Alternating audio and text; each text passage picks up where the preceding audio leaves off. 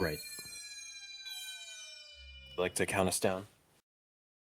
In 5, 4, 3, 2. 1, 2, is this on? Yo, Jimmy hitting with that Triple H. Yeah, you let the music keep playing, Mr. This theme is so good. Definitely top 10 entrance themes of all time. Let's go, Steven. We can't hit the note. I think you just gotta scream.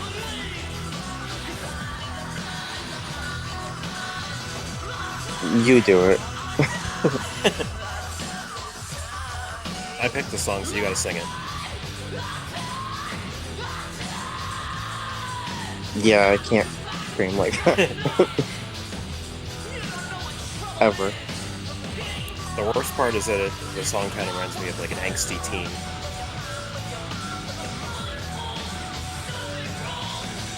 Yeah.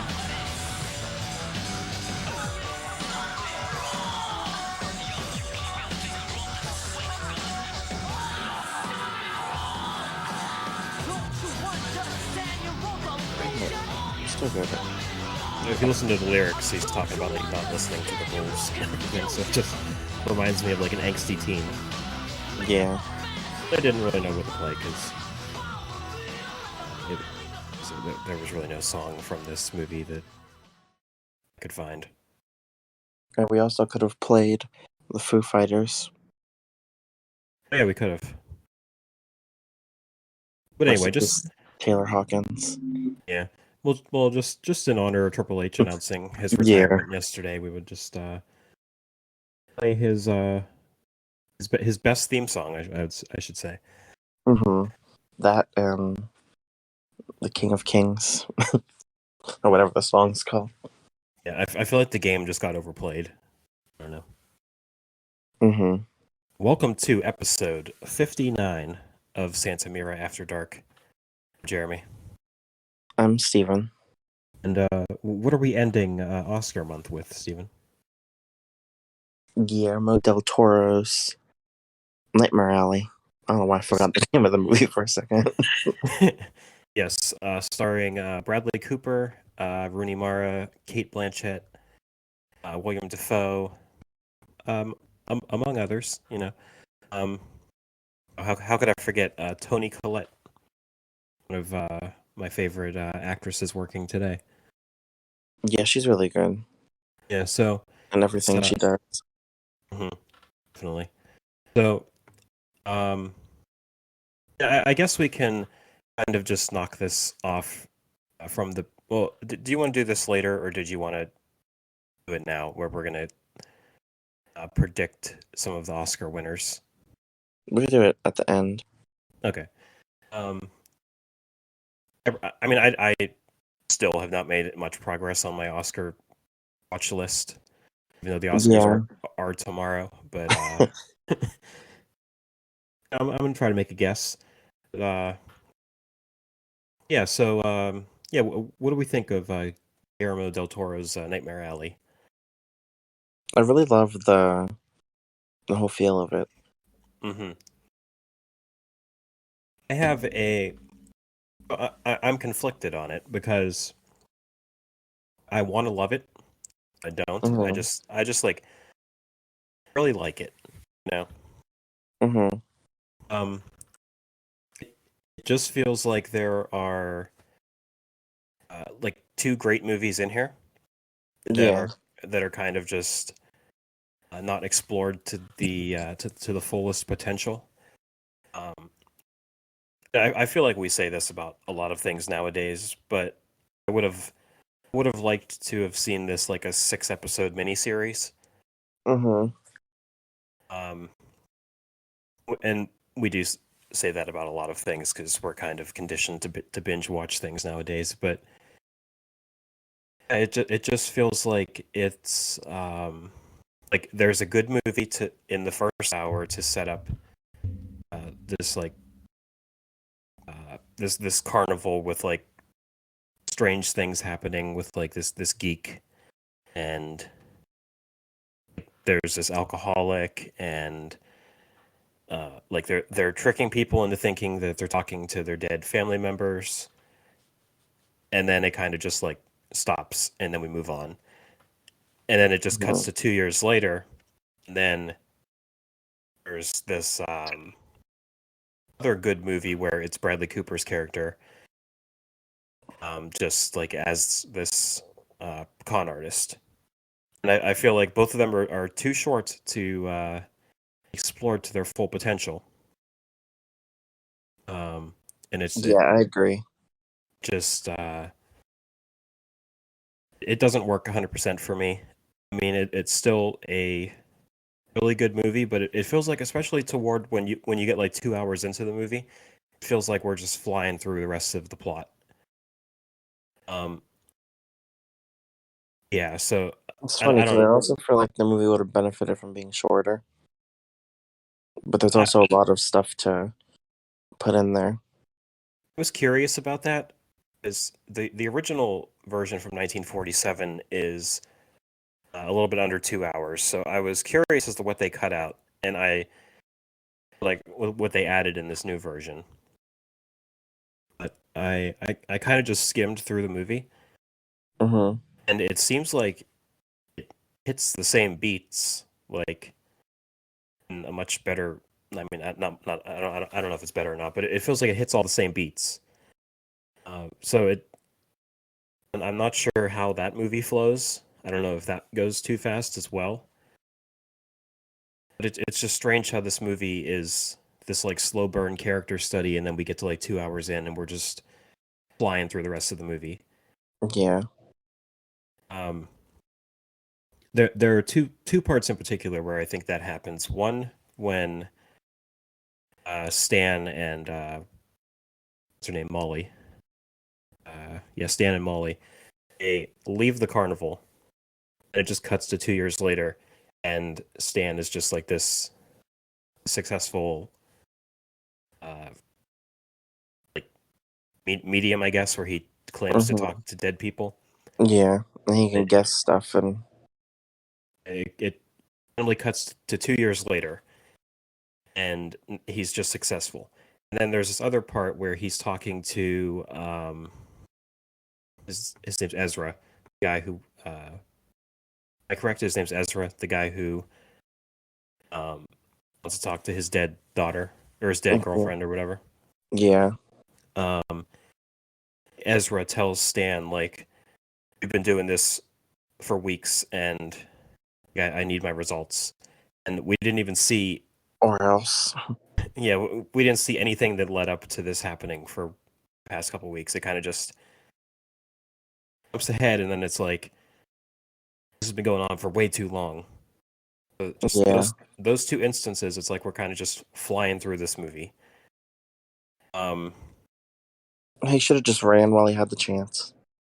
yeah, I don't think he wanted his reputation destroyed once he like just abandoned this rich person. I think Yeah. that was the idea. But I mean, I probably would have just ran too and gave up, because I mean, how are you going to fake that?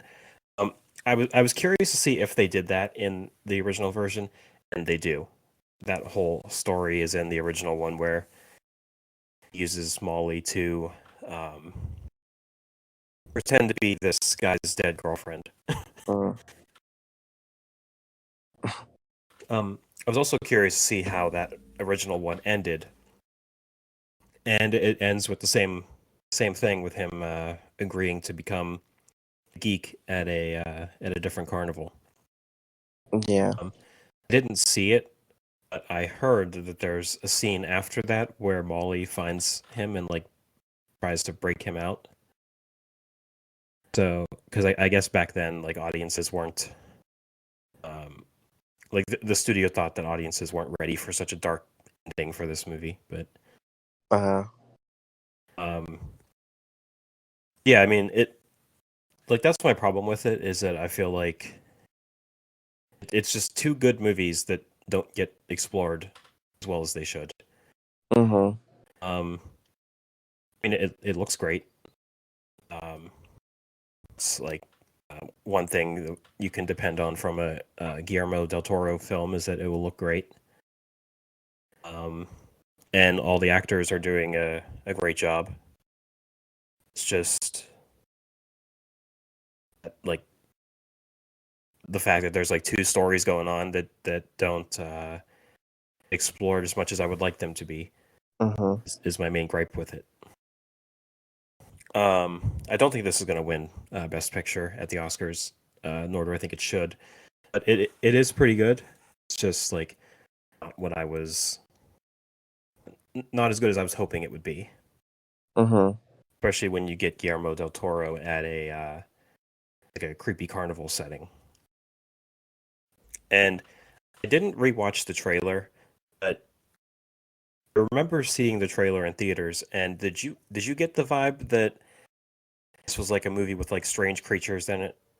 Yeah, it was like a horror movie the whole way through or something. Mm-hmm. Yeah, it's definitely not. Um, it's more so like a drama. I don't even think it like there's very little, if any, horror elements in here. Um, yeah, IMDb has it listed as a crime drama thriller. Which, Yeah. yeah. Much better than what it was marketed as. Remember they did the same thing with Crimson Peak, like 7 years ago or whenever they promoted that as a horror film, and Mm-hmm. it's kind of like this, like love story. It's more of like a romance than anything. But Yeah. His um, movies feel like horror, so they yeah. like try to show it as horror. Hmm.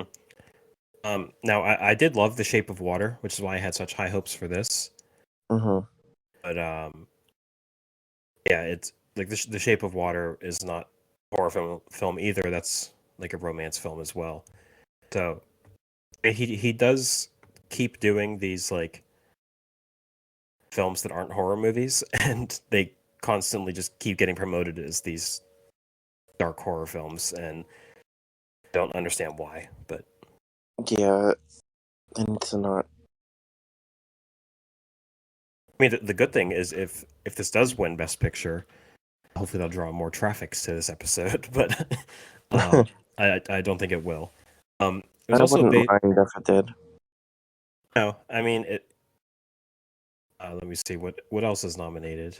Of all the movies I've seen, I like this better than Don't Look Up and The Power of the Dog. Um, I do like Dune and Licorice Pizza more than this. Mm-hmm. That's all I've seen. Or 5 out of the 10. But I but like yeah, West Side Story better too. I still haven't got around to seeing that. But so we can start going through the plot like we do if you're new to the podcast. What we do is we walk through the story and give thoughts along the way. Um, yeah. So And spoilers. yeah, we do spoil the entire thing. So it starts off with Bradley Cooper's character Stan. He is hiding a dead body in the floorboards, which this was another part of the story that I thought was not explored as well as I thought it could have been in something like a miniseries or something. Yeah, they didn't really say much about that whole arc. I do find out that like later on that it was his father who was living in his house, I guess, and I guess his mother left him and he blamed his father for it, and his father was an alcoholic, so he pretty much murdered his father and hid the body in the floorboards. Then he proceeds to set the house on fire, and yeah, Runs so away. and he kind of just leaves and just burns the house down and goes wherever the road takes him. Um, he takes a is it a bus or a train? A bus, I think. Yeah. He does take the radio from his father, and he takes his watch as well, and those both come into play later when uh, he faces tougher times. Mm-hmm. So he finds this like carnival on the last stop, and I'm assuming that him finding the carnival kind of leads back to what the movie says at the or what his one of his last lines in the movie is, where he says he was born to be. I mean, spoiler, we're jumping way ahead, but he says he was born to be the geek Mm-hmm. because Guillermo del Toro said that the movie plays it can play in sort of a circle where he's like the end of the movie he says he was born to be the geek or whatever can actually be played at the beginning of the movie, and then the rest of the movie plays as a flashback. So I think him just like kind of just traveling wherever the road takes him, and then he ends up here. I think that's kind of playing into what he says at the end of the movie, where he was born to play this geek. Mm-hmm. There's some like strange like commentary at this carnival, because they say like I guess they have like dancers or something, and someone's like telling the audience like reenacting forbidden dancers for your education and pleasure. And it's like I'm not sure what these forbidden dances are, but it's just like some strange Something. yeah. Something different. Um, like as he's entering this carnival, we see Rooney Mara's character Molly and William Dafoe, who is his name's Clem in this movie. I wish would have been in it a lot more. Yeah, because his character's like this,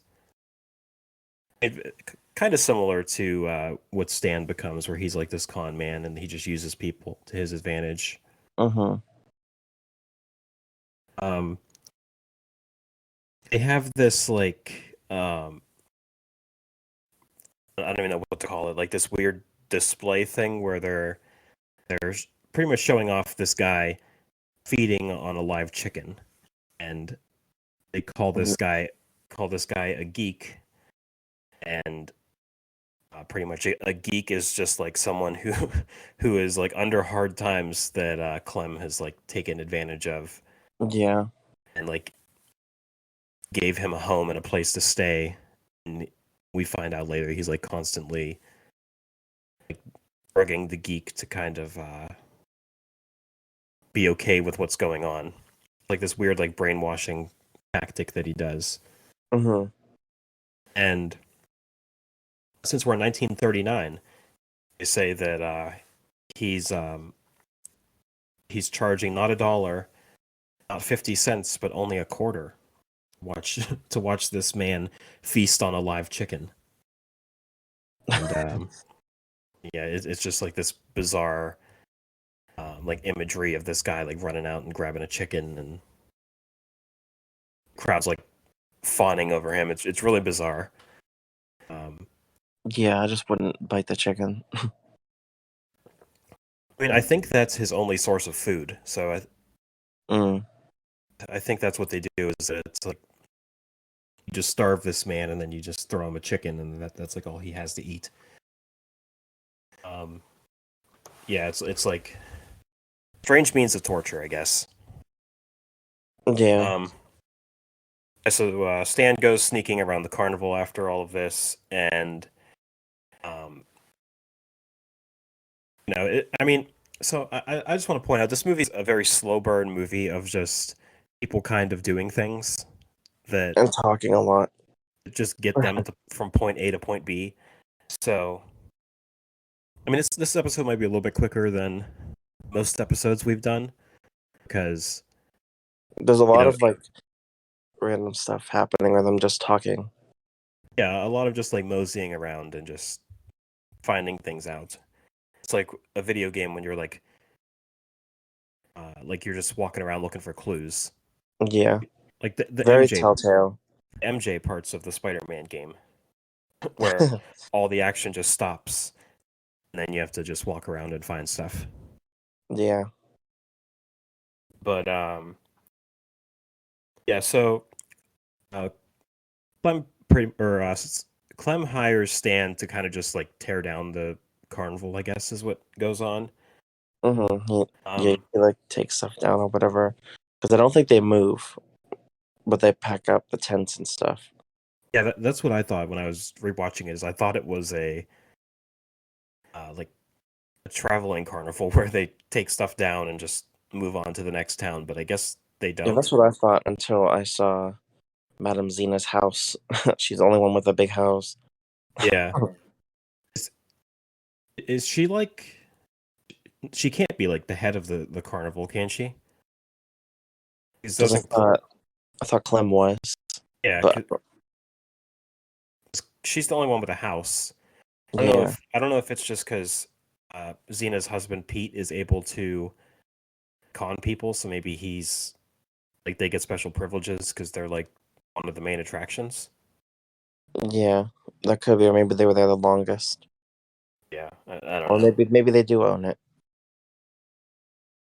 I don't know. They never really say. No.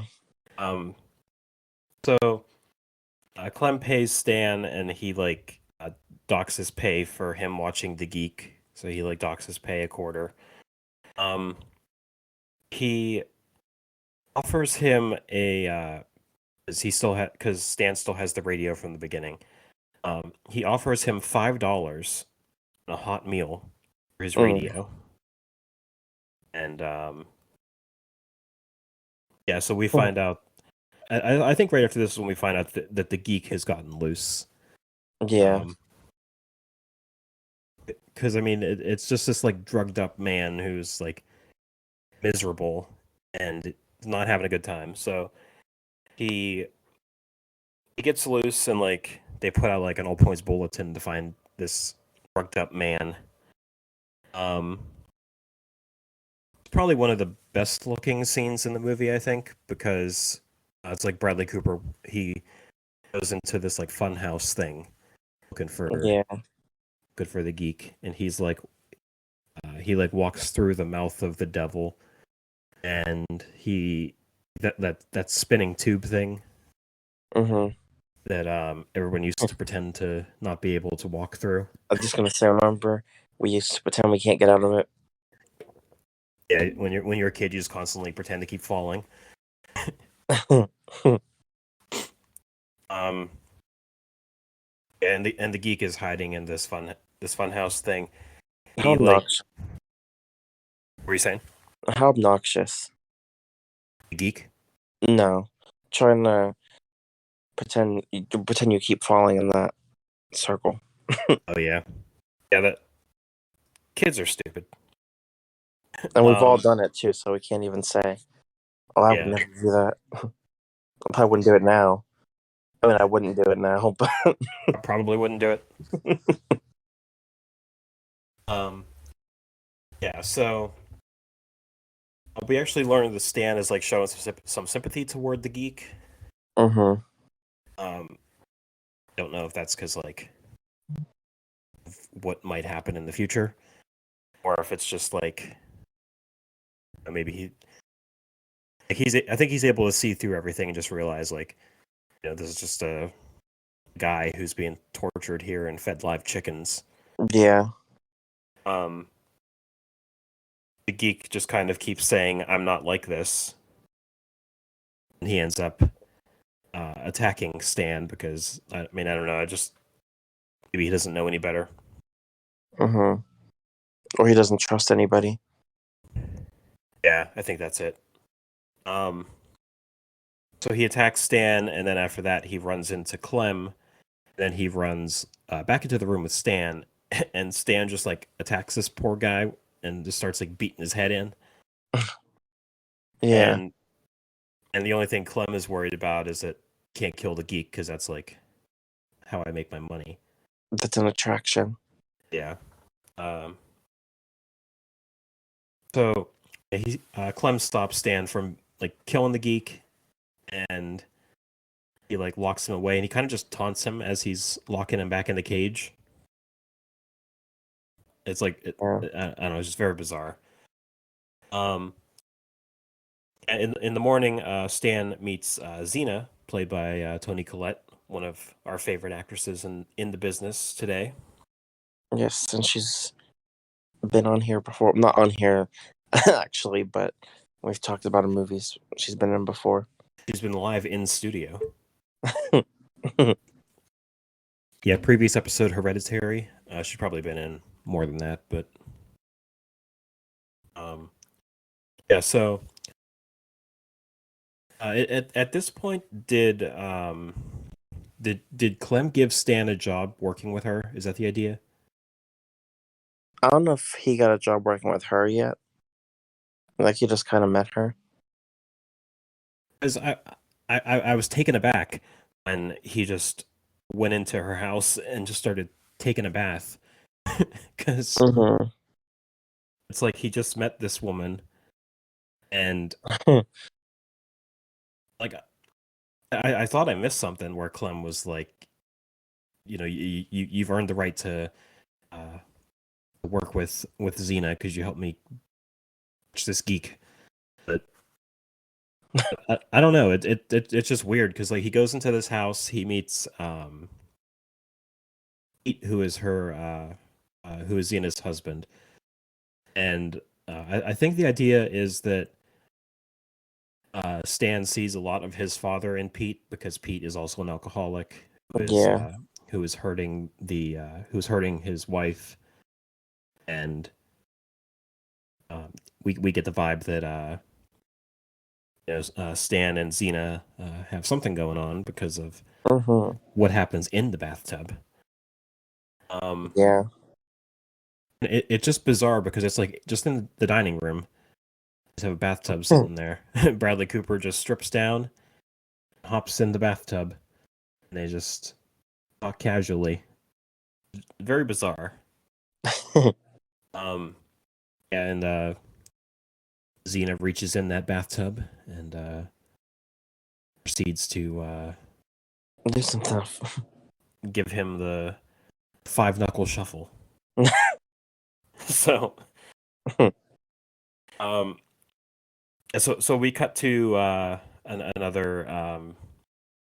I don't know if it's the same day or not, but um, Xena's doing this trick where audience has to like send questions to her, and then she has to pretend to be able to talk to dead people, pretty much. And Mm-hmm. what they do is, correct me if I'm wrong, but they send the so they put all these questions in a hat. They bring it to the back. They swap it out and give Xena a fake batch of questions. Yeah, because she Pretend, has to set them on fire. yeah. Don't know And why, but she does. I think it's just to show that they don't. Because she does read the questions, right? Yeah, I But think. she's. I Well, think she kind she's. of read them telepathically. They have this like window in the floor where Pete is sitting, and he's like sending signals up to Xena, and that's how they're able to um, get these weird answers to these questions. But um, And he almost ruined it. I think she burns them because she has a line where she says that like their spirits are in the air or something. Or I guess like if you burn them, it just like frees the spirits or something like that. I forget exactly what she says, but she does make up some dumb excuse to justify burning it because she's just burning like a blank piece of paper. Yeah. But yeah, so we find out that Pete is like really drunk under there, and he almost ruins the entire thing. Um, she Oh yeah, Xena tells the audience that she. Am I right in saying that she pretends to see this girl's dead brother? Is that what happens? I think, yeah. There was some other family member, and then she was thrown off because she only had one sibling alive. And she's like, Okay. "Oh, you have a brother too." Oh, okay. Yeah, you're right. So that's what threw me off. Yeah. And I think is it like Stan tells Molly or something that Pete's down there and he's drunk and he's ruining the entire thing, and then hmm Molly goes underneath the stage to kind of send the right signals up, and they kind of fix what could have went very wrong if you're sending the wrong Yeah. messages. I'm curious to if people actually do some type of trickery like this, because, or I mean, if they did, like if this is based off of like a real scam that used to happen. I'm sure they've done something like it. Yeah, I know that there have been scams done like this, but I'm wondering Yeah, if this is like the actual procedure in which it happens. Um, I would yeah, assume. yeah, you would think so. Um, so I think they go back to Xena's house, and Pete and Xena do this. They do this trick with Stan's watch, and they kind of just tell him like the watch is important to you, and it belonged to uh, somebody you know, and they kind of just like vaguely say that it belonged to your father. Yeah. And I mean, I'm not going to even pretend to understand the trickery that they do to send the signals to each other about this watch, but um,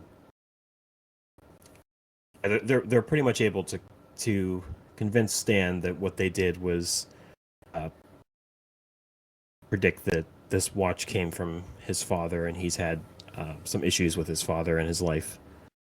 But yeah, they do explain. They have this cool line where um, it says, "People are desperate to tell you who they are, desperate to be seen." And it's kind of like,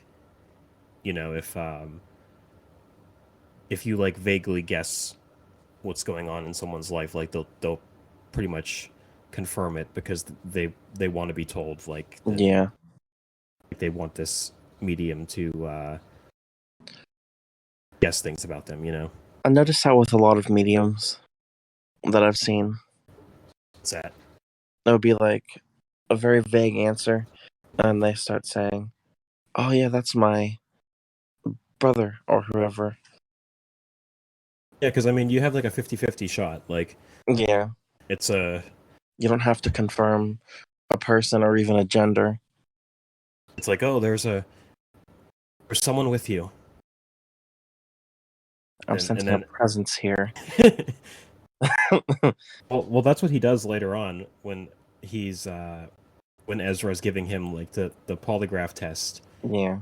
He I'm just sensing kind a of distressed presence here. because he starts failing the polygraph test, and then he's like, I'm sensing a presence here. Um, so we cut back to Clem and Stan. Clem has this like weird room of just like fetuses in jars, hmm and I didn't know if they were real or not. I don't think it's ever stated if they're real, I but think at the end it is.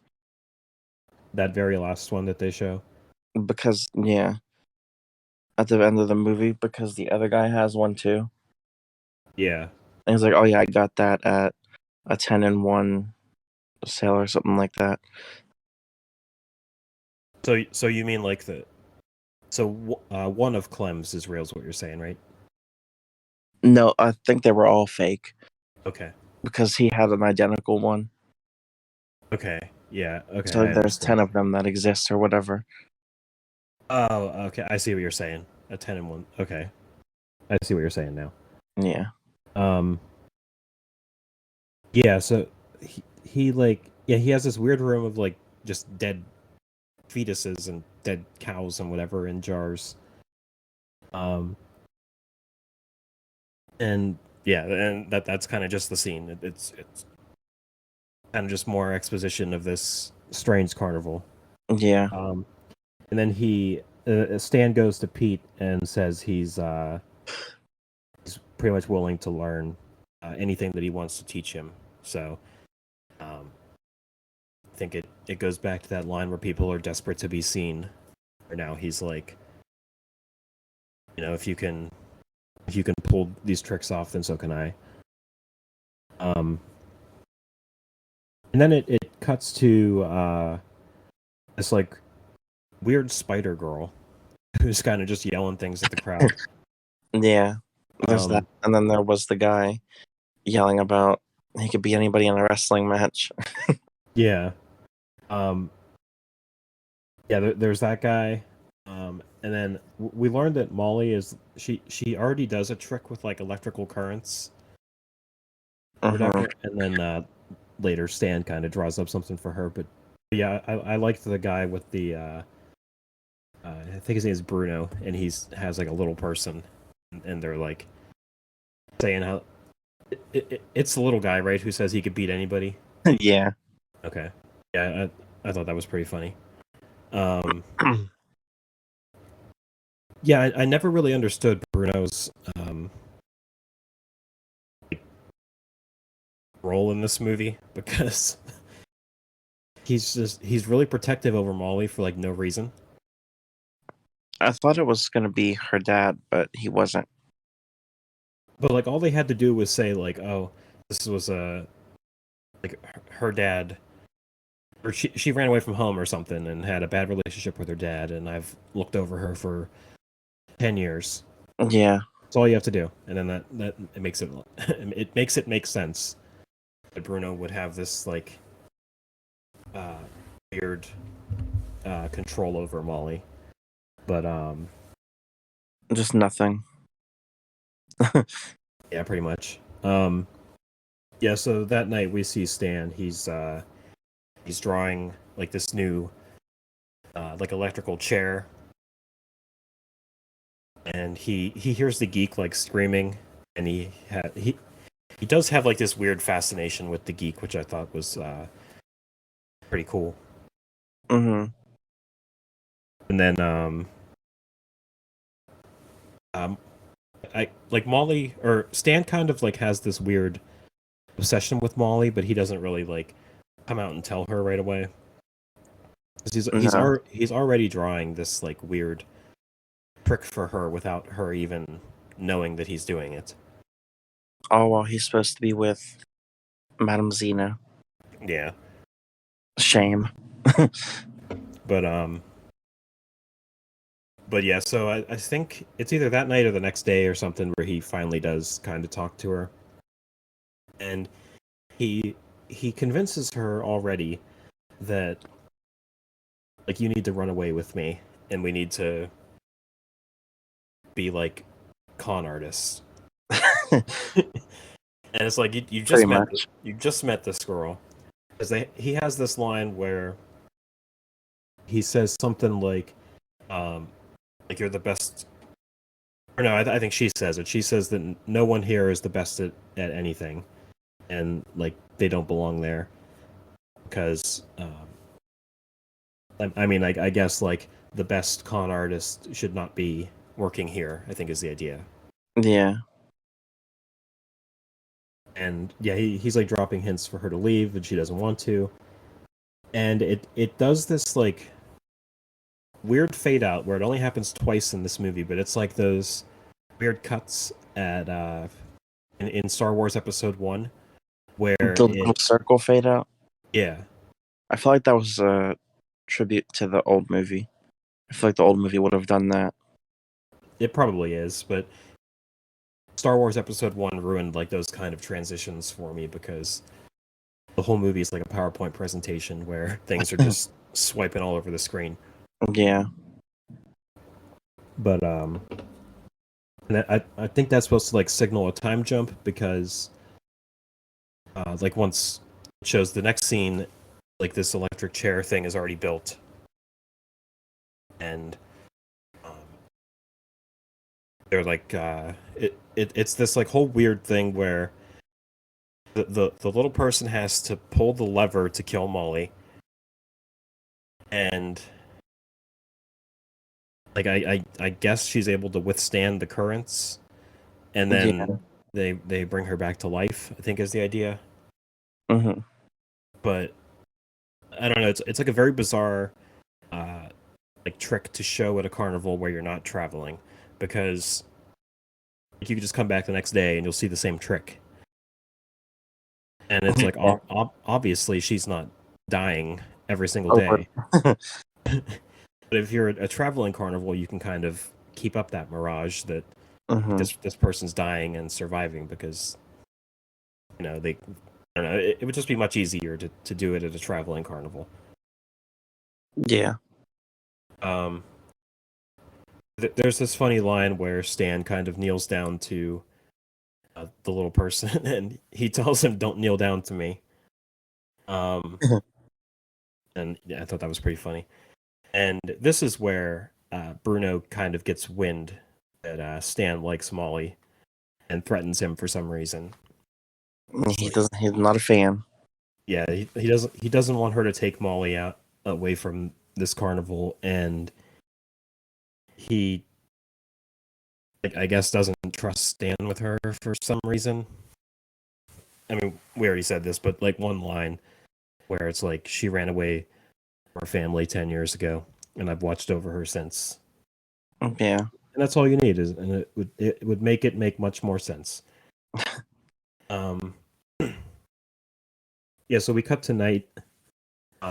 Molly is on the merry-go-round, and Stan kind of talks to her, and she says she had a dream about her dad, and I guess father issues are very prominent in this movie. Mm-hmm. Um, he Stan kind of tells her that like I have this idea of a two-person act headlining hotels, and we'll be rich, and all this and that, and she pretty much just kind of agrees to run away with him, and yeah. So I mean, Yeah. Just blindly agree. yeah. Like, oh yeah, I'll run away. Why not? There's this like right after this, we hear Clem kind of screaming that the geek is dying or something, Mm-hmm. and it's um it's weird because he just like casually mentions like, oh, the flies got to the cut in his head, so there's like maggots growing in his brain, and they just kind of take him to the hospital's front door for like nothing, like Yeah. they just act like it's stuff. They just drop him off. Um, I'm not sure like what the symbolism is, but in the background of this scene, there's like a cross, and it's supposed to Oh say, yeah. I think it's supposed to say Jesus saves, and the only letters that are written that are lit up are the ones that say save us. Mm-hmm. I wasn't sure if that had any type of. I mean, I'm sure it was deliberate, but I'm not sure like who's the one who needs the saving here, because it's like Everybody. they're both just pieces of garbage. Yeah. Um, Pete does have this line earlier where he says, like you can keep up this facade and like keep lying to people, but at the end you're gonna have to face God. Mm-hmm. So I don't know if that's The shut eye. yeah. I don't know if that's the idea of it, but yeah, I don't know. So Clem kind of just takes Stan to dinner like it's nothing. Like, oh, we didn't just drop off a dead person at the hospital. And they just kind of act normal. Mm-hmm. Stan asked him, like, how do you even go about finding a geek? and he explains that he finds people that are like alcoholics and drug addicts and are down on their luck. He does mention the term nightmare alley because he says like Yeah. he finds them in nightmare alleys. And the idea is that you lure them in with like a temporary job. Like, Mm-hmm. I have this job, but it's only temporary until we find ourselves a real geek. And you keep spiking their drinks with a liquid opioid, and you pretty much brainwash them into becoming the geek. And then one day, you kind of just be like, "All right, well, it's time to start looking for a real geek." And then they'll say something like, "Am I not doing a good enough job?" Mm-hmm. And like they kind of get convinced that what they're doing is kind of where they're supposed to be, and they just want to keep doing it, I guess. What a shame. Yeah, I mean, I don't know how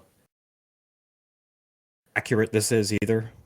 I mean, we've seen what circuses and carnivals do to animals. Yeah. I'm curious if they've brainwashed people into doing stuff like this too. But I wouldn't be surprised. yeah, I don't know because I'm not sure how accurate the geek description is to like what things actually happened like back in the early 1900s or something.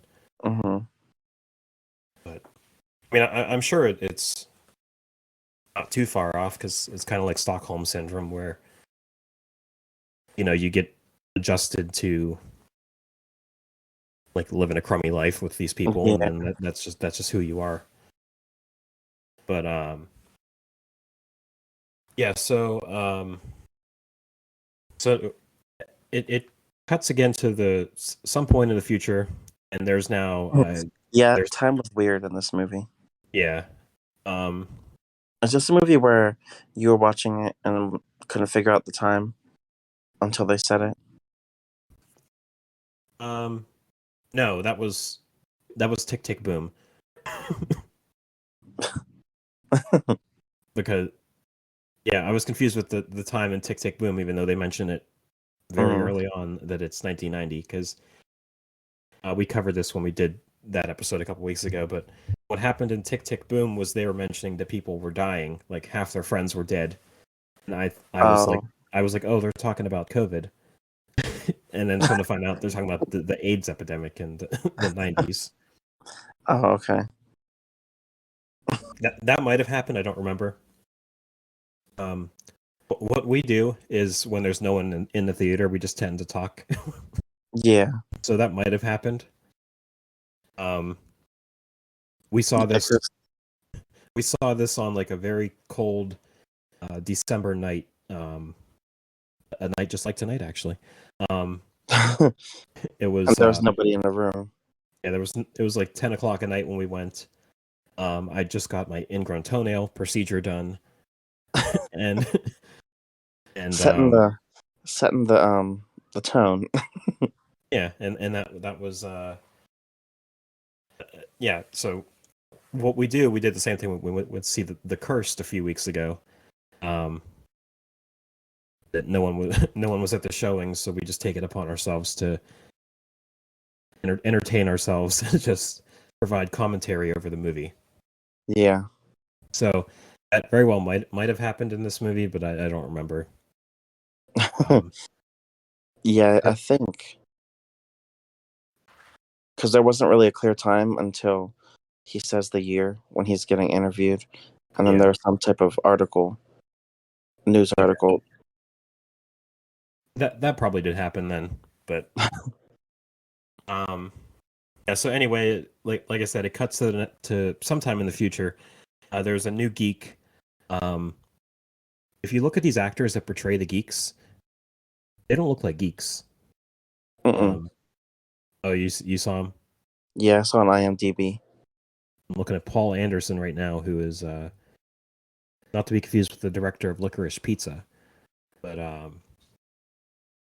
yeah, he literally looks like a model. It's weird. Yeah. He looks like he would not be feeding off of chickens.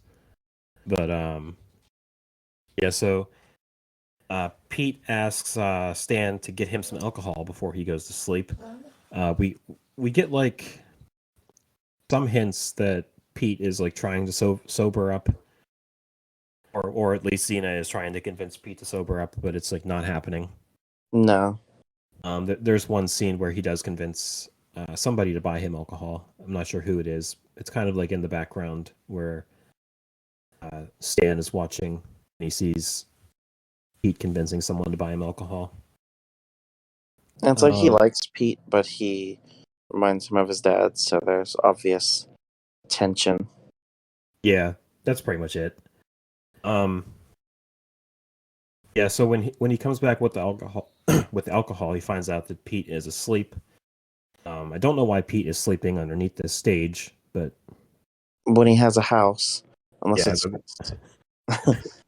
they're the only ones here with a house, and he's sleeping under a stage for some reason. But Pete does have this. Just for her. What's that? The house is for her only. Yeah, I guess so. Her and the tub. And whatever guest she desires that night. Yeah. So Pete has this book that kind of like has all of these secrets in it on how to like read people and whatnot. And he starts going through it while Pete's asleep, but he gets caught.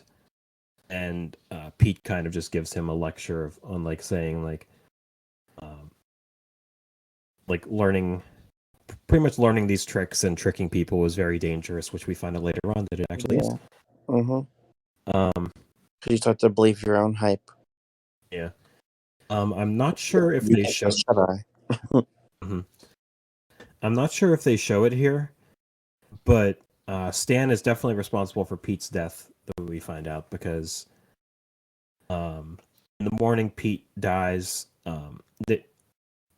Did you notice that they showed anything? Well, earlier on in the movie, Clem tells him that there's moonshine. Then he says not to mix it up with the wood alcohol, and that's kept right beside it for some reason. Like, why would you do that? Oh, okay. And he accidentally gave him wood alcohol instead of moonshine. Okay, I didn't even catch that. Yeah, and that like leads him. Yeah, he's responsible, but see, I thought it was similar to like poisoning the geek, or like drugging the geek, where you put something in the drink. I thought it was one of those situations where you just like poisoned him or something. Oh, no, he didn't actually. He actually didn't mean to kill him. This is reminds me of that incident that happened with our sister when when she so for some reason she needed some floor cleaner, and she placed it in a bottle of iced tea to transport this floor cleaner back home. And yeah, her 5-year-old son was like, "Oh, here's some iced tea." But it was floor cleaner and not not iced tea. And I'm only laughing because everything worked out fine. Yeah, and no one was harmed. It wasn't that bad of a situation. But I remember it was a talk of the town the next day. It was. And I was like, should I say that it was my nephew or should I just... I remember being asked if why there was an ambulance at my sister's house. and I kind of just was like, oh, her son drank floor cleaner. Everything's all right. Yeah, I remember my friend saying that she gave her kid floor cleaner. Oh my god. So yeah, it passed down poorly. Yeah, that's how it goes. Like the worst case scenario happens, I guess. So yeah, anyway, in the morning, Pete dies, and like they get wind of like Xena's having a breakdown in the middle of town. So we get another beautiful scene of her crying and incomplete, distraught. Yeah, it's one of those like generic scenes where a character's holding a dead character surrounded by a group of people. Yeah, that's how I want to go. Surrounded. I want to be held by somebody, surrounded by like 20 people in a circle. while the person holding me is just screaming in agony. That's how I want to go. It's the best way. Yeah. Best way to be sent off. Yeah. So the This cops was show their up. this was their cue to leave. Yeah, Was that in the their cue to leave the carnival? all the cops show up. So um Oh yeah, they yes, did show up. yeah. So Clem is worried about them seeing the geek because it is kidnapping and like abuse, Yeah, and the cops say they want to shut them down for cruelty. Stan kind of just sees um, sees one of the deputies' uh, shoes and learns that like there's a lift in his shoe, and he learns that he assumes that the cop had polio, and um, I'm sorry. Before that, he kind of puts on a show where um, he pretends that all the deputies are in danger from this electrical current, yeah. and he pulls they pull the lever and they like send all the electrical currents through to Molly, and they act like Molly just saved the lives of all the cops. And then he's able to to figure out that the sheriff had polio, and he kind of convinces him that his mother is talking to him. And that was the start. And yeah, I don't understand why that convinced the cop to not shut down this strange carnival, but it was enough, I guess. um, Yeah. and I guess he's able to tell because like I said, the lift in his shoe made him realize that he had polio, and then like I don't know how he's able to figure out that his mother was talking to him. Um, isn't it like a necklace or something? Something like that. And yeah, that's just like, we're not going to shut you down since my mom is talking to me. um, yeah, and that night they're kind of like celebrating that they did not get shut down, and Molly finally tells Stan that she's ready to go with him and do whatever the heck they're gonna do. And It sucks that we don't see Clem after all that, like yeah, for the no. rest of the movie. Mm-hmm. Yeah, I figured that the carnival people would come back. They only come Some of back them for like did. a brief period of time, and then they don't really do much. Yeah, and we find out Xena kind of made it big at the end. Mm-hmm. Oh yeah, because she's in like a newspaper article or something that Yeah, so Stan I'm was reading. assuming she has like fortune tellings in the newspaper or whatever, Mm-hmm. or maybe she even has a TV show. We don't know. No, we don't. But yeah, All so we know so is she made it, and he should have stuck with her. so Bruno finds them together and attacks Stan. Like he gets wind that they're running away. Um, the camera focuses on the unborn fetuses for some reason. I don't know why. I thought I was gonna wake up, Yeah, I mean, I wouldn't be surprised. And but it didn't, because this is not and that kind of movie. no, This and is when then I was still like thinking it was gonna be that kind of movie. I was like, yeah, oh wait, no, it's not gonna turn out that way. I mean, Thanks if to the trailer. Guillermo del Toro wants to make like a weird circus movie, like I'm all for it. Like, Mm-hmm. I mean, like a 2 hour movie of strange creatures in a circus, and it'd probably be better than this. Like American Horror Story Freak Show. Yeah. Yeah. So Molly and Stan end up leaving in the morning, and it kind of just fades out, and then uh, I already pointed out this issue early on, but then it just cuts to 2 years later, Mm-hmm. and we learn that Stan is a successful medium who's working in these hotels, and Molly is still his assistant. They have they seem to be having a rocky relationship now. Yeah. Um, Yeah, because she almost messes up one of the tricks, but then they kind of like fix it. Yeah. Kind of similar to the Pete situation early on when he messed up one of the tricks. Oh yeah, he also keeps Pete's book. Yeah, because did he Xena take it? said that. Yeah, Xena said that he earned it, Yeah, okay. and Yeah, she so didn't really need it anyways. she becomes successful without it. Yeah. Um, we see that her name's Lilith Ritter, played by the great Kate Blanchett. She is. She's been on the podcast before too. Is she? I I'm think sure wasn't she she in did. Contagion, Um, or was that somebody else? that was. I can't think of her name. Was Girl that a from different Kate? Yes, yeah, that was a different Kate. Oh, maybe she hasn't Um, been on here before. I don't think she has. Oh no, she's in Don't Look Up.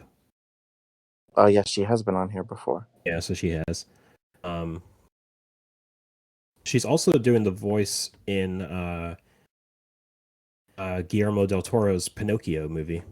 Doing the Mm. voice in that. That apparently he's been working on for 10 years, over 10 years, the stop motion Pinocchio film, and then Disney had the nerve to release their animated Pinocchio film this year too. So I know. I noticed that because I got them so mixed up. yeah, so there are actually two Pinocchio films coming out this year, believe it or not.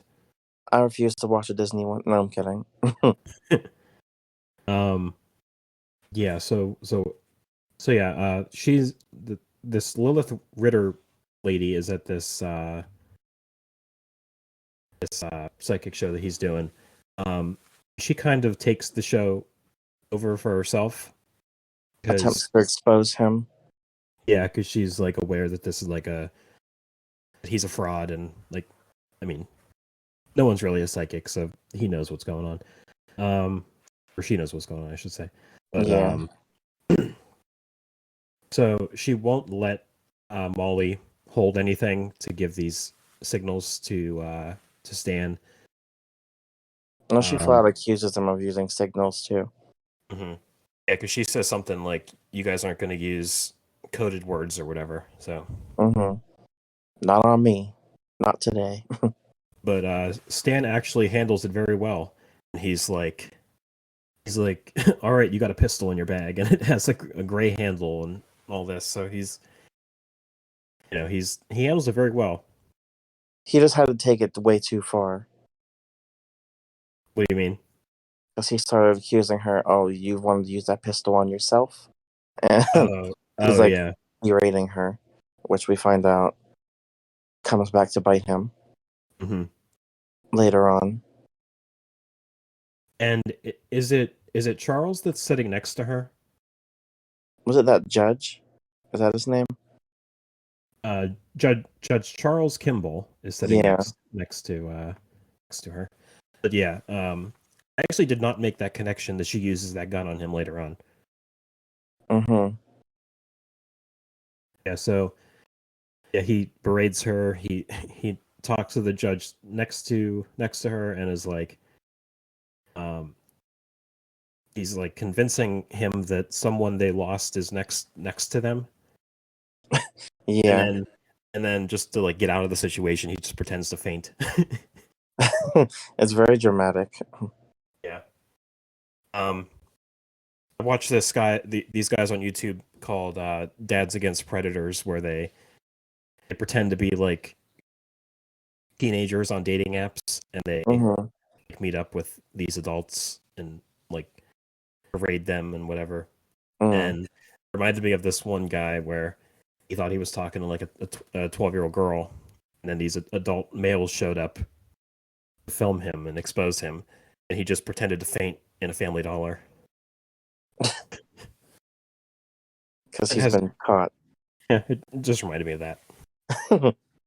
Um, When in doubt, just faint, and then everything will go away. it did not go away. Hopefully that guy's in prison right now. But Yeah, as he should be. yeah, But apparently, everybody thinks if you faint, then all is good and you get away with everything. they're like, oh, he's sick. Let me back up away from him. And it's like if you're trying to meet a kid online and then you faint, I'm just gonna hope that the worst happens to you. Then Yeah. be like, oh, you're having a heart attack. Good. Like, I'm just gonna walk away and call the police. Yeah. But anyway, back to Nightmare Alley. We learned that the judge wants to do a. Hold on a second.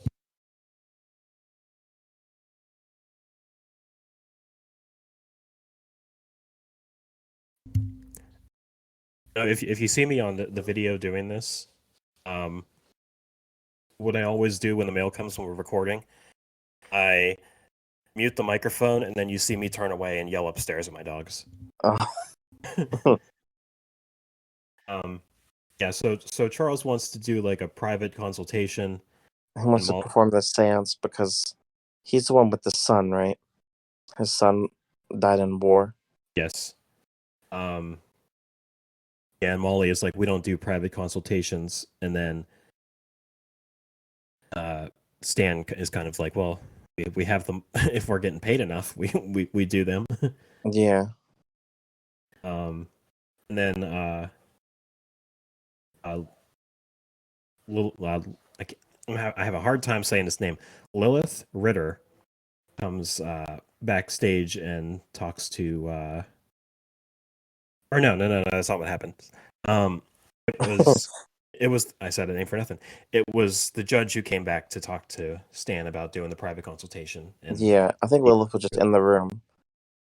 But what I had in my notes is that Stan goes to meet with Mrs. Ritter, is what I'm going to call her. Is she like?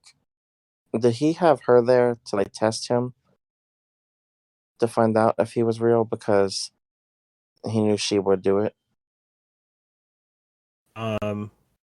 What do you mean? Did Ritter have the judge with him, with her? Yeah, or yeah, did he have her with him to find out if he was a fraud or not? Oh, because I feel like they said that. Yeah, I was wondering that too, because I feel like that was something that was said, but I also don't want to make that up.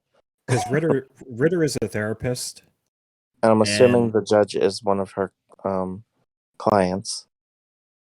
Yeah, because Stan goes to her. That's what I have in my notes actually. Stan goes to her to get information on him. So I think that's what might be happening, where he's like, I want to talk to my dead son, but how do I know this guy's real? But yeah, I think that's what happens, because I didn't want to make that up. if not, that's a strange coincidence. They would both be at that place at the same time.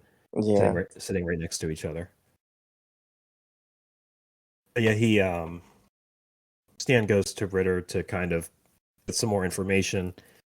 He's like practicing this line in the elevator where he says, we can make quite a big dent in this town. And he actually does break out that line eventually, but that's funny when he finally did break it out too. Yeah, because he was waiting for the right opportunity to do it. Yeah, but what happens is that he tells Ritter that he was able to know there was a gun in there because of the way she was holding her bag, and then he kind of like connected the dots into like like you would hold it, like you're this type of woman, so you would have this type of gun. And it somehow just worked out perfectly. I don't know how, but and then he's like, if we work together, like if you give me information on these people, I can pretend to talk to their dead relatives, and we can make quite a big dent in this town. And yeah, so they kind of agree to be partners. Yeah, they're like splitting profit. But she's very rich already, so I feel like she didn't need it. Well, we find out later she didn't care about the money. Yeah, which I'm not sure why. We'll get there when we get there. But I have questions about that part too. But I'm trying to solve it. So So Stan wants information on Charles Kimball, and she kind of gives him this information that he had a son who died in the war, and and I guess he died in the trenches in World War One, and Mm-hmm. and they're on. I think the father wanted him to go to war, but the mother didn't, Yeah. and that's why the father's taking it so hard. And this is where we learn, because she kind of hypnotizes Stan to get some information from him as well. Mm-hmm. He says, now I might have to look it up real quick, but he says his dad went white ribbon when he was 10. Are you familiar with with the term white ribbon? I'm not. Well, I'll look it up. And white ribbon meaning that's not that's that's not what that means, because that's something else.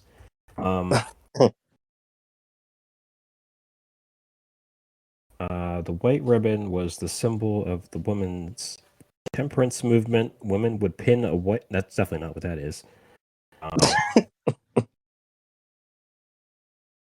Yeah, I don't know. I'm not finding it, and I don't feel like wasting Does more it mean time. like went clean? I don't know, because okay. Women would pin a bow of white ribbon to their clothing to signify their loyalty to the cause, and would refer to themselves as white ribboners, signing a pledge to abstain from alcohol. Oh, I guessed correctly. I guess it was like a women thing, but I guess I'm gonna be a medium too now. yeah, there you go. It says only women did it, so I'm not sure why his father was going white ribbon, unless it started off as a woman thing and then It passed to men too. it passed. I don't know, but Or he just wanted to play along because he liked the idea. who knows? But anyway, We would have known in a mini-series, but it's okay. yeah, well, I just needed this to be like 2 hours longer, and it would have been a good miniseries. But there could have been more explanation on like them getting a second geek. If Drive My Car could be 4 hours, then this movie could have been 4 hours. Drive My Car is 3 hours. Potato. But anyway, he pretty much confirms to killing Pete by being involved. Craig just left the recording, so that's nice. Yeah,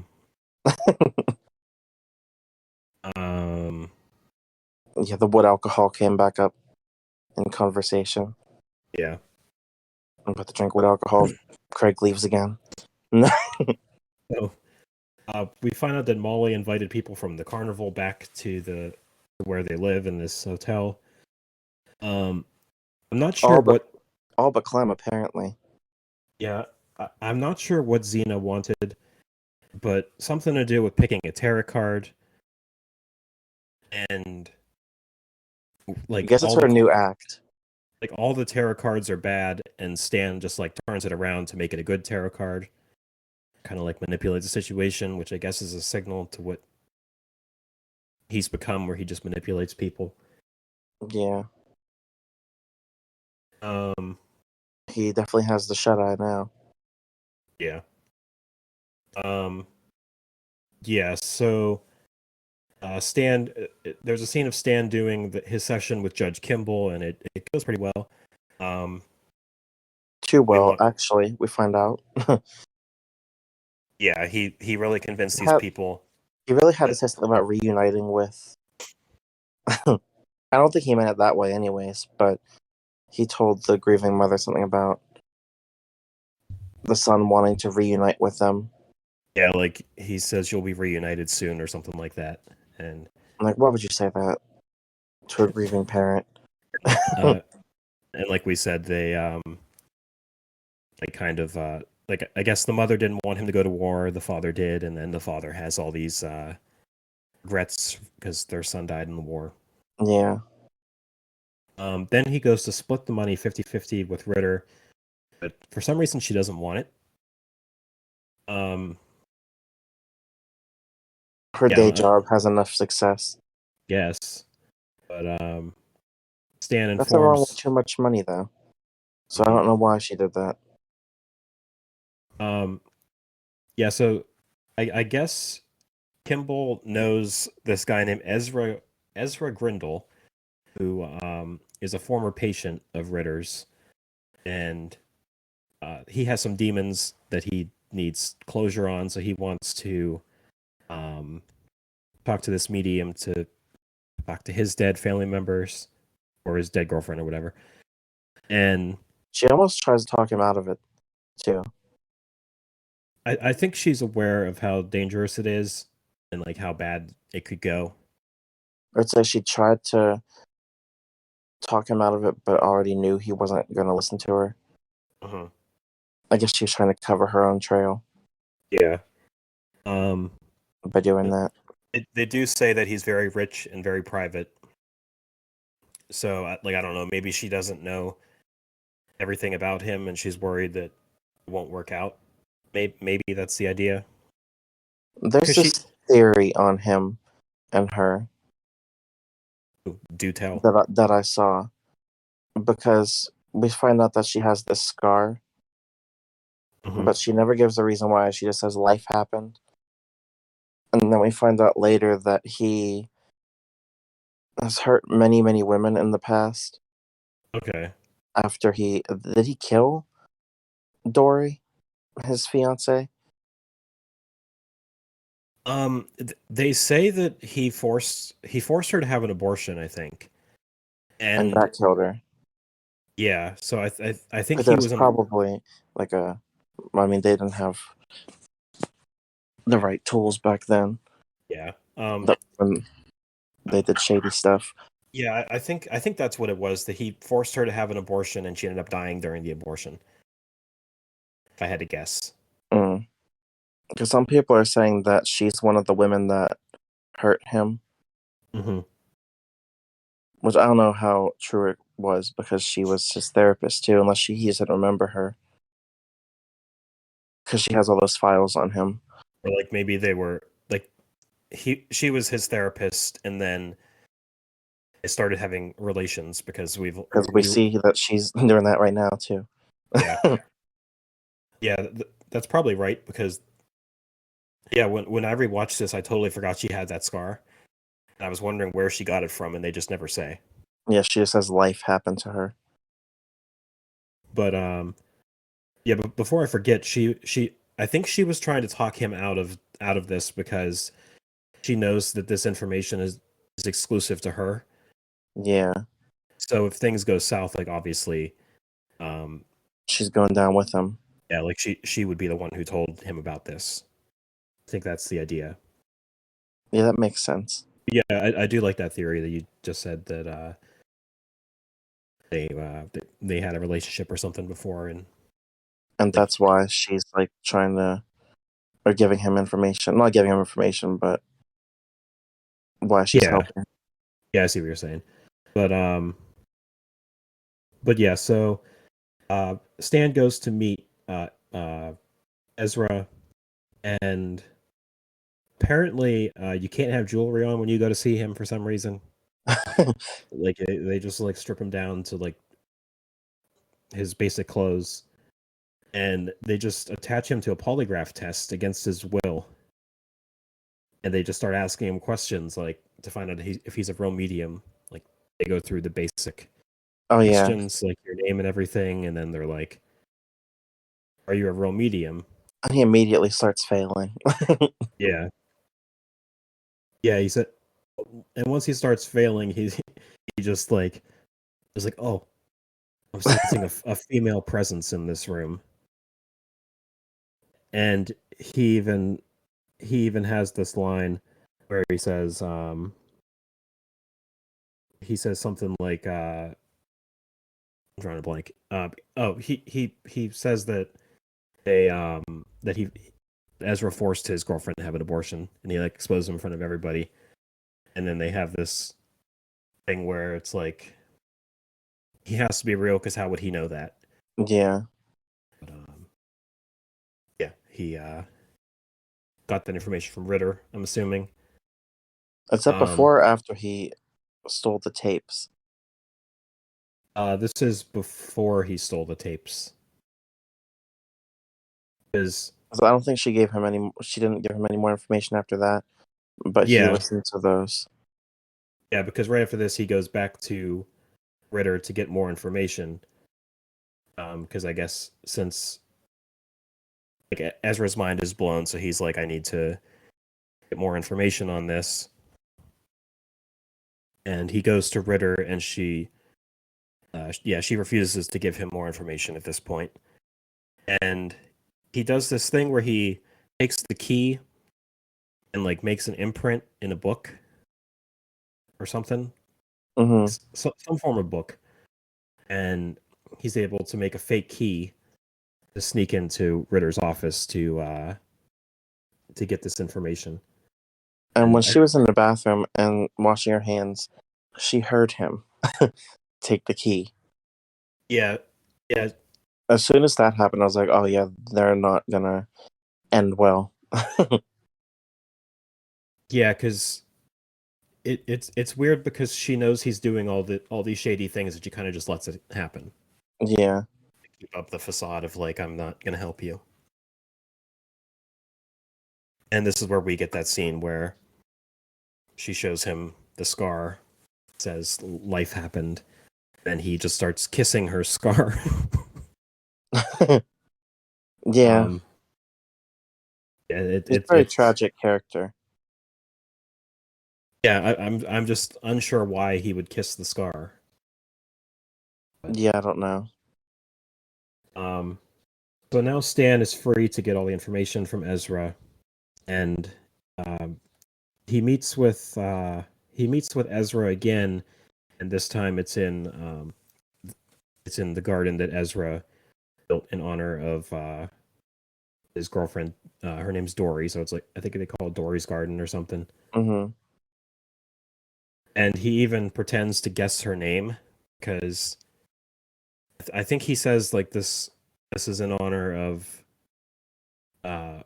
my girlfriend or whatever, and he says her name's Dory, so he like pretends to guess He the like name. slowly guessed it because he says it starts with a D. Yeah. The garden's dedicated to the D. No. Yeah. D garden. Yeah, so Ezra is like, this isn't enough. I need to I need to materialize Dory. Yeah, they kept saying materialize her. Yeah, and it's like, why would this, like, why is that your next step? And they should know that they can't do that. Yeah. And I don't know, the his plan is to have Molly dress up as Dory and just stage the entire thing. Because apparently they look very similar. Yeah, and Molly does not want to go through with it. Rightfully so. And Stan justifies it by saying that a priest does similar things. Yeah, Which, I mean, it is true because there are like priests who pretend to cure illnesses and like paralysis and things like that. Yeah. But it's never something you could see. Like they won't heal a wound on the outside of your body or anything. Yeah. They're not gonna materialize anything. Yeah. Or make Jesus show up. Mm-hmm. And the next scene is like his name's Anderson. He is Ezra's assistant, and I mean I think he's an assistant, but he tells he tells Yeah, Stan I didn't know if he was like an assistant, a bodyguard, or yeah, I don't know. They never really say. He's just there to help him out, I guess. yes, and he cares deeply for him. Yeah. He says that Stan is cheap and phony, and he knows that like he knows that this whole thing is fake, and he knows that he's kind of just telling him what he wants to hear. And I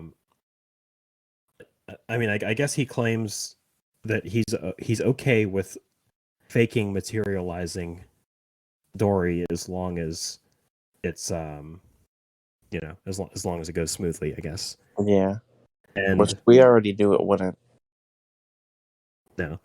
And when the And scene actually happens, it's so uncomfortable. oh, I know. But I'm like, uh, oh god. this is that other scene I was talking about where Stan is like just continuing to do these seances with Ezra, and then he's like, "We've been doing this for weeks. I've had enough." And it's like, where So was he's all giving him a this? fortune. Yeah, and it's like, where was all this? Like, time just jumps ahead again, and it's confusing because there's no like 3 weeks later or anything. It's just time jumping ahead. Or Yeah, like, this movie could have benefited from chapters too. yeah, you know how much we love chapters on this podcast. Yeah. Or even like some dates or something Yeah, just put the dates in the corner or something. Or like like just March 14th, 7:30 p.m. Just like in the small. an establishing shot of the building and just be like, oh, now it's November 14th. And then the next scene it's like, oh, it's December 3rd, and then there you go. Like we Yeah, I we guess know the from movie does take place around Christmas time. I think so because it's definitely the winter season. Yeah. It's on a night just like tonight. But yeah, he says something bad is going to happen if he doesn't materialize Dory, and yeah, but Basically threatening him. yeah, Molly wanted more time because she needs to perfect the character. mm-hmm. She was basically are trying to get out of it pretty much. Yeah. But they've run out of time. And there's this very uncomfortable scene where we catch up with Judge Kimball and his wife, Oh yeah. and I forget the line that she says, but it's something like something about their son, like gonna reunite with their son. Yeah. She just shoots her husband in the head, and I mean I hate to laugh, but it's uncomfortable. And then she turns the gun on herself and to kill herself. So then in the afterlife, they'll be reunited with their son. Like Stan just said that their son wants to be reunited with them. So Yeah, that was very uncomfortable. because Pete It's not warned, even it's not even graphic. It's just like I'm uncomfortable. yeah, because even before she shoots herself, like I think you see her pull the trigger and then it just cuts, so you don't see anything. No. It's just like um, learning the repercussions of Stan's actions is very uncomfortable. Mm-hmm. But yeah. So then Molly goes to run away, and she tries to take a bus out of town. She's easily found because she's the only one in this bus stop that is not wearing black. I don't know, bright red. Yeah, terrible at hiding. She's easily found. She runs into the men's restroom where Stan can go because he is in fact a man. So, so Yeah. once again, she's not doing a good job at hiding. He sweet talks her a lot the whole movie because he always says they'll go on vacation or this is the last thing. Yeah, it's kind of similar to the way Clem treats the geek, where you kind of just brainwash to kind of like Yeah. convince them to do whatever you want. Plus, Stan is also very good at kind of brainwashing people anyway. So, Yeah. um, yeah, so she ends up staying with him, and it's like this is the last time we're doing anything, and then we're done. We'll be rich, and she agrees to do the He said seance with every him. day's Christmas after this. Yeah. Further proof that this is a Christmas film. Yeah. So Adding it to my list this December. Yep. So Stan is able to they're at the scene of the seance in the garden, and he's able to get Anderson away from the seance by saying like it's a two-person job or something like that. Yeah, he, because of what they're about to do tonight, he would prefer if it was just them two. and right there, it's like, oh, the less people that see this, the less people there are to know that this is fake. The better. Yeah, but Well, he already knew it was fake, anyways. yeah, but so Anderson's like inside of this mansion, and he overhears on the radio that the Kimballs were victims of a murder-suicide, and yeah, it's like this. It's a séance where like Ezra tells Stan that like I've hurt many women, and like that's kind of where The way the theory comes in that the he way they were knew. doing that, it's like if you admit what you did, she'll appear. Yeah, yeah, Like and it's like what? he's like I've hurt many women, and like Stan's idea is to get him to just like so he's gonna see his dead girlfriend in the flesh, Yeah, and he thinks that his reaction is gonna be to just kneel down and pray, yeah, that was and the then plan. and then while he's doing that, Ollie will be able to escape, and then it's done. Yeah, But I sounds mean, very very simple on paper, but but we I already mean, know that Ezra is crazy. I mean, if your dead, like if your dead girlfriend happened to just walk into the room, like I think you would not be thinking logically enough to just listen to what this medium's telling you to do. Yeah, But I yeah, mean, I so guess nowadays we're led to think that we can't touch ghosts, so yeah, we wouldn't approach, but yeah, or I would just talk to. But so, so he's confessing to have hurt many women, and Molly starts walking into the garden, and it very obviously not Dory, but yeah, he kind of falls forward at first, and then he runs up to Molly and hugs her, and yeah, Molly that's what kind of ruined it. starts like she kind of starts like freaking out, and apologizing because like obviously she doesn't feel comfortable doing this. Yeah, She apologizes, and then he says like he realizes that it's not Dory, and I think he hits her. Is that what happens? yeah, he hits her and threatens to destroy both of them. Yeah. And yeah, and then Stan like snaps and punches Ezra, and kind of just like eats his face in. He like literally, I think he killed him because he like punched his nose into his skull. Yeah, I mean, I was gonna say I think he kills him, but Yeah, they there's no way he survived that. they never say that he died, but I mean, like yeah, he was punching his nose into his brain, and Yeah, they showed that what he looked like after, so there's no way. mhm. And then Anderson shows up and starts shooting, and Stan He and shouldn't have went inside. He should have just went far enough to be out of sight, but he should have watched. from a safe distance. No, he's just sitting there listening to the radio, even Yeah. though he knows that bad stuff's going on outside. Mm-hmm. Yeah, so Anderson starts shooting, and then Stan like backs up and runs him over, and then runs him over again. Like he drives forward and runs him over, Yeah. and it's this cool shot where like Anderson's dead body's just on the ground, and his arm is like bent in half, Mm-hmm. and it just like falls. Did you catch that? Yeah. It's like his arm is like bent upwards, and then it just falls, and I don't know. I don't know, it's just cool. And then they go into like an alleyway, and Stan breaks the windows of his car, and I guess it's this big plan that it'll look like somebody stole the car and committed these crimes, I guess.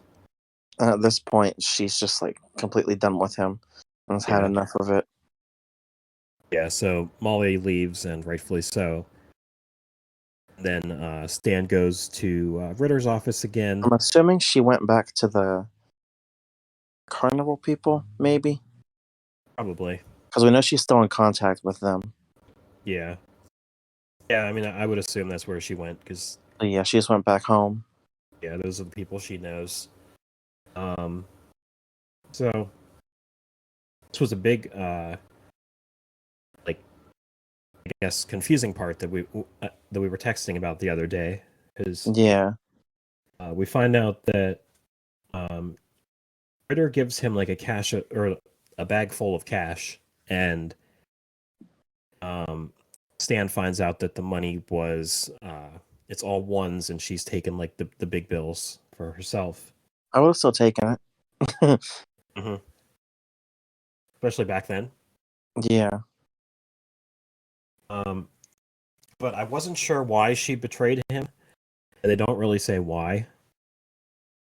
Yeah, I'm not sure. So I'm guessing it's just because he played her at the beginning of when they first met.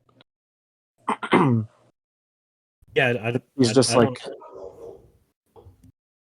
I guess she just like scorned and wants to put a stop to him after what he's done. And then after he steals from her, she knows that he's never going to change who he is, and he's worse than the average man.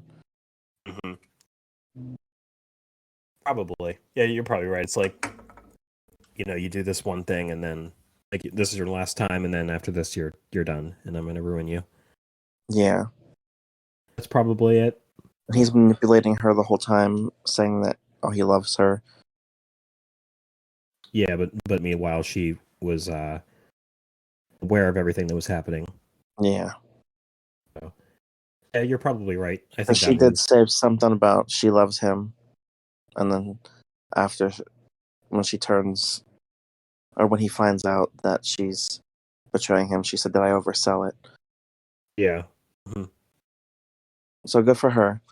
She was able to play him because he was playing all these people for years. Hmm.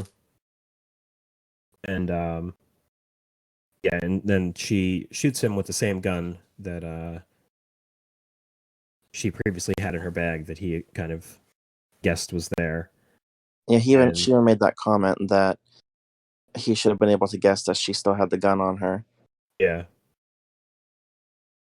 Yeah, I mean, I just think during times like this, he probably wasn't paying attention. Yeah. But yeah, um, and he tries to choke her with the phone cord, and she calls and says like she calls for security and says that one of her patients have showed up. She also does this thing where like all of the meetings that they have are not documented Yeah. because like the one time he shows up, like it's not an appointment because he shows up when they close. Mm-hmm. And it's after her last appointment, so like as far as most of these meetings go, they're like not documented, so he could very well just broke in there and tried to attack her. Yeah. Um, Yeah, she was very smart. mhm. Yeah, and the police end up breaking down the door, but he's able to escape. He like runs in an alleyway, and then he runs to like the train tracks, and he hides in a boxcar. And he hides behind the chicken cages, which is symbolic of where we're Mm-hmm. heading with the story. Yeah. And there's a random flashback of him killing his father, which Yeah. very oddly placed, but nonetheless.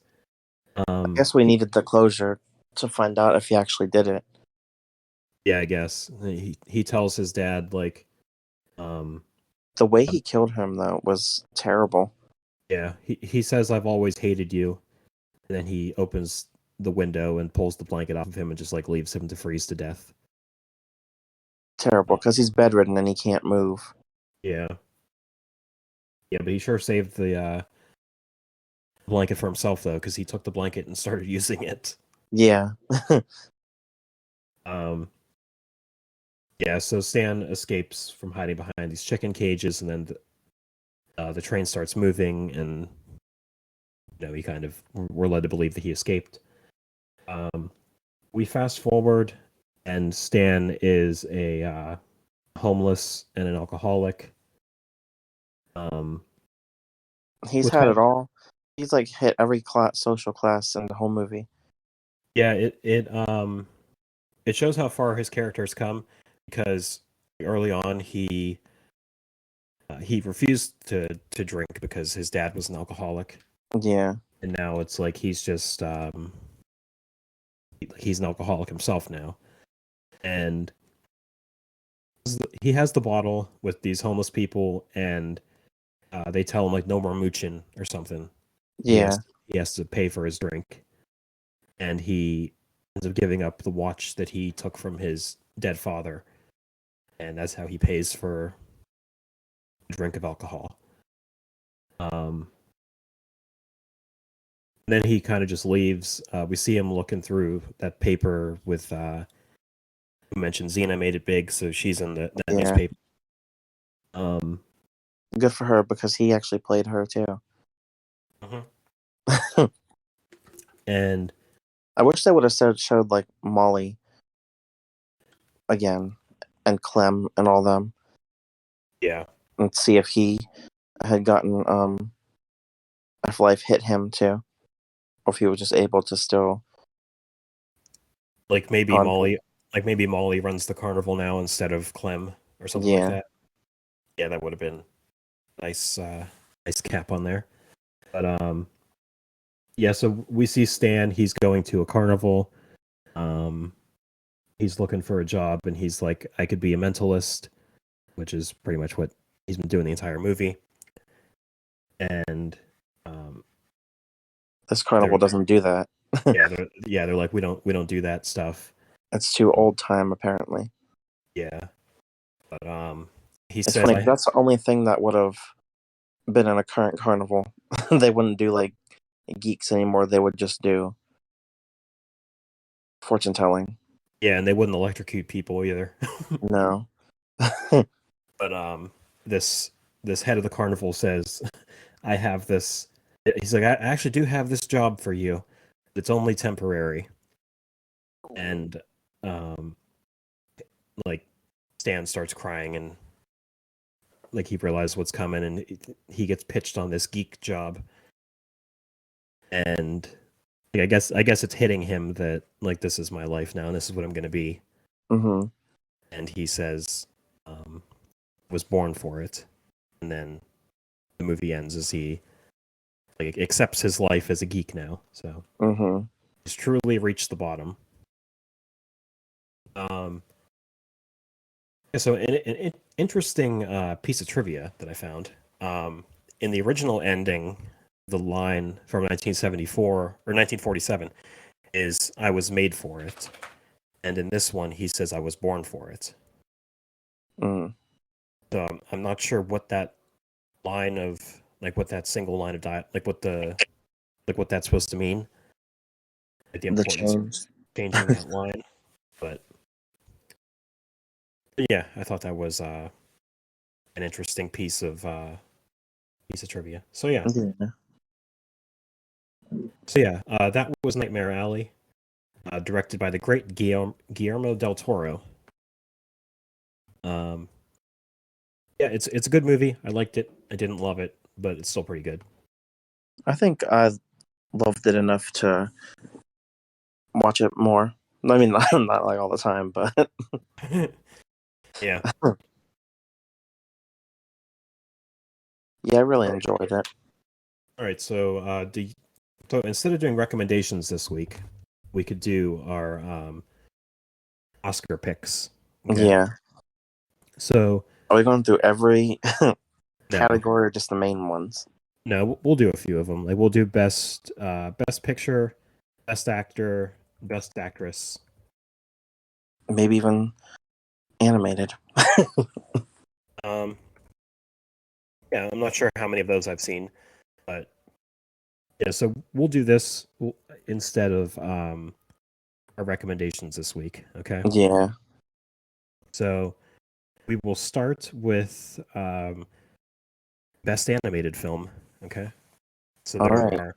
there are 5 nominations. How many of these did I see? I did not see any of them. Okay, so there is Encanto, Luca, Flea, Oh, I saw Luca. The Mitchells versus the Machines, and Raya and the Last Dragon. All right. So I only So saw we'll, Luca. so here's what you could do. We'll do like what we think is going to win and what we want to win. Okay. hmm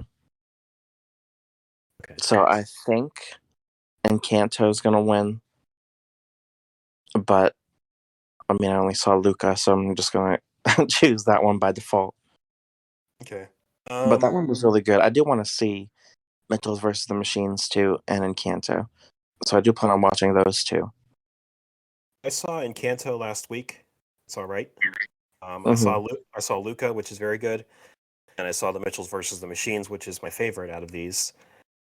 So I do want The Mitchells versus the Machines to win, but I think Flea is going to win just because it's a more mature film than the rest of these. Mm-hmm. It's kind of like a documentary in an animated style, so I think that is the best Oscar bait out of this category. Mm-hmm. So I want the Mitchells versus the Machines to win, but I think Flea is going to win, even though I haven't seen it. We could do cinematography too. Okay, what is? I'm trying to find it. So we have Dune, Nightmare Alley, The Power of the Dog, The Tragedy of Macbeth, and West Side Story. Ooh, all good. Now I think I would want Dune to take that one. But I think so too. I wouldn't be surprised if it won too. I would say Dune or Nightmare Alley or maybe West Side Story. West Side Story definitely has to win something. You know what? I think I'm going with The Tragedy of Macbeth, just because that movie looks like a painting on all levels. Like it's just them showing off what they could do. I think that's going to win, and that's what I want to win is The Tragedy of Macbeth. What did you say you think was going to win? I would say Nightmare Alley or Dune. I wouldn't be mad either way. I want Dune. Yeah, yeah, I wouldn't. I mean, Dune's one of my favorite movies of last year. And I So realized how much I love Dune now that I am able to understand it. Yeah. I just took a second viewing. Yeah. So best actress, we have Jessica Chastain for the Eyes of Tammy Faye, Olivia Colman for The Lost Daughter, Kristen Stewart in Spencer, Nicole Kidman in Being the Ricardos, and Penelope Cruz in Madres. Parallel Mothers is what it is. I haven't seen any of those movies. I'm gonna go with Kristen Stewart for both. Just no. I wouldn't be mad if Kristen Stewart won. I think Jessica Chastain is gonna win just because I've heard a lot of praise from her in that movie. Yes, I think she's gonna win too. But yeah, I'm not entirely sure on that one either. All right, so now we have Best Actor, which I think everyone should know our picks. But yeah, we have Andrew Garfield, Benedict Cumberbatch, Javier Bardem, Denzel Washington, and Will Smith. And we want Andrew Garfield. Yeah. I have a terrible feeling it's going to be Will Smith. Yeah, I mean, I'm not familiar with the whole awards season, but I've heard that Will Smith is running away with all the Best Actor wins. And they did this last time. I was paying attention to the award shows too, because I really wanted Bradley Cooper to win for A Star Is Born, and Rami Malek won everything. Yeah, that was tragic. Arguably the worst thing to happen this century. Granted, he was good as Freddie Mercury. He needed one award, but he didn't need all of them. Mm-hmm. Yeah, I mean, I've heard Will Smith's been running away with Best Actor wins, so I think he's going to win, but I think Andrew Garfield should win. I'm gonna throw in costume design too, and you'll know why I chose to say this in a moment. We Okay. have Dune, Nightmare Alley, West Side Story, Cyrano, and Cruella. I'm trying to find that category. Hold on. Can you repeat them real quick? Dune, Nightmare Alley, West Side Story, Cyrano, and Cruella. Okay, so I have a bad feeling Cruella is going to win. I think Cruella should win just because of Emma Stone and what her costumes in that movie because they were amazing. I'm not familiar with the other two, but I think I saw 4 out of 5, but I've Dune or seen Nightmare Alley should win, I think. I saw trailers for Cyrano. That's that musical from like the 1800s or whatever. Mm. But I would say Cruella or Nightmare Alley or West Side Story. You know, any one of those 5 can win, but I'm gonna lead with Cruella because it deserves some type of an award. I don't think Dune is going to win just because it's like Suits. at face value, it's just like still suits. Yeah. Um, I wouldn't be mad if Nightmare Alley won. I think Cruella is going to win. So. Mm-hmm. And that brings us to Best Picture.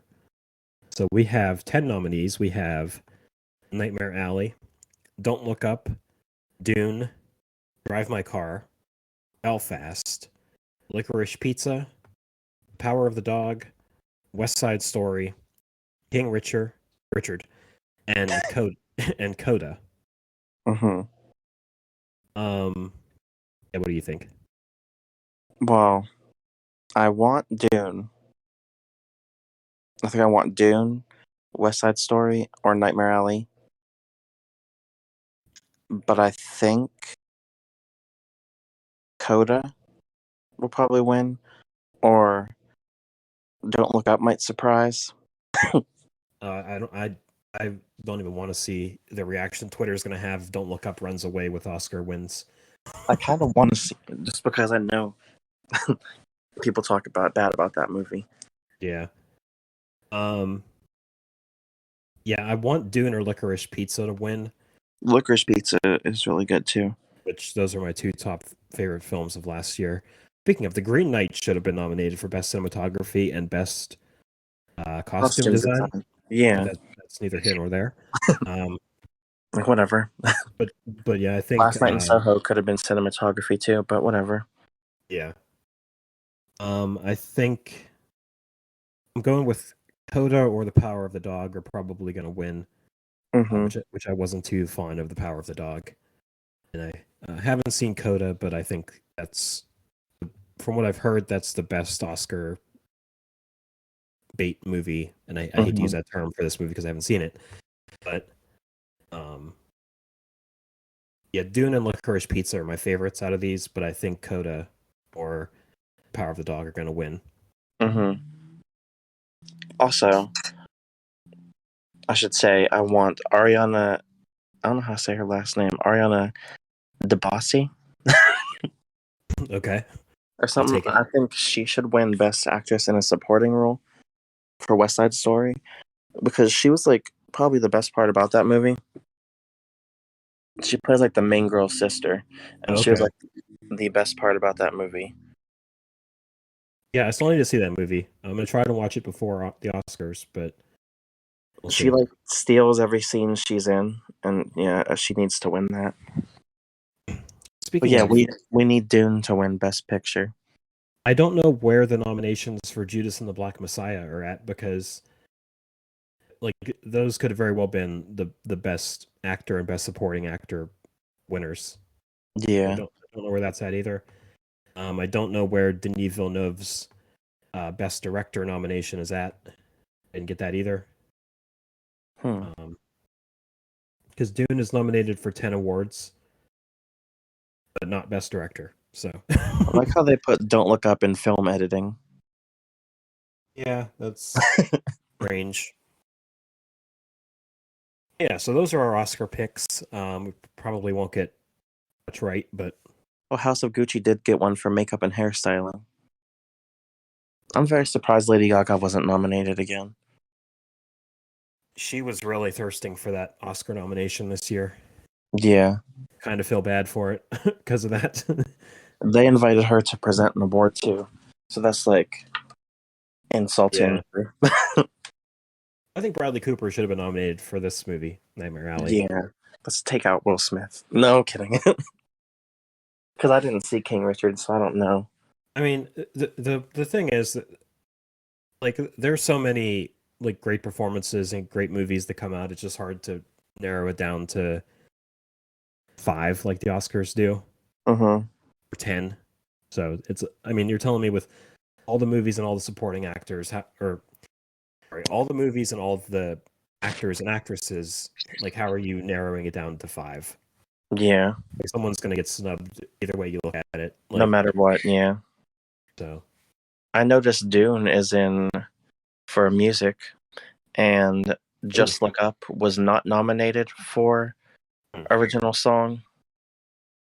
I hate to see it. I actually thought that would be Ariana nominated. Grande and Kid Cudi deserve. Yeah, I actually thought that would be nominated. You know what? Let them perform, and let Andrew Garfield perform too. Yeah. I don't even think he would want to perform, but But yeah. So speaking of Kid Cudi, what is the movie that we are doing next week, Steven? we're gonna do the slasher movie X from A24. Yes, directed by Ty West. So I was waiting for them to do a slasher movie too, because they always do the like the psychological horror and the ghost stuff. Yeah. But I've never seen them put with a slasher movie, so it was cool. Yeah. It was a very good slasher movie too. Yeah, we're doing X next week, so look forward to that. I think we're running out of recording time, so we'll wrap this up real quick. I noticed the 90%.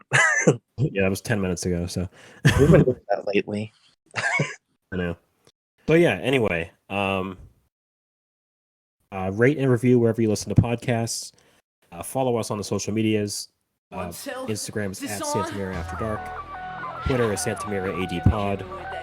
You can follow our personal accounts through there. And next week we're doing X. That's all I got. Yep, we're gonna be doing shorter movies for a little while now. Yeah, we've earned that right. We'll do like 2 short films. Say your line.